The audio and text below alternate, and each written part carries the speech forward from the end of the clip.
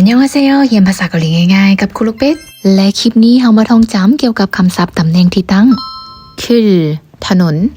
โคโซกโตโรทางด่วนขึ้นช่อไกด์อับหน้าดีหลังหยอบข้างวีถึงอาแลหรือมิดลุมกองอันไหนผักนอกชึ่งสันโอลึนโจกขวาเว้นโจกซ้ายคอนนอคาดาข้ามไปชอกีบอนั้นไซระวังคอนนอเพียนกงกันข้ามอีโจกทางนี้ชอโจกทางนั้นอุลลาคาดาขึ้นไป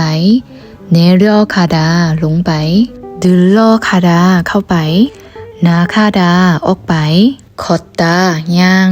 ตีดาแลนชินโฮดึงไฟอำนาจเฮนตันโปโดทางม้าลายซัมกอลีสามแยกสากอลีสี่แยก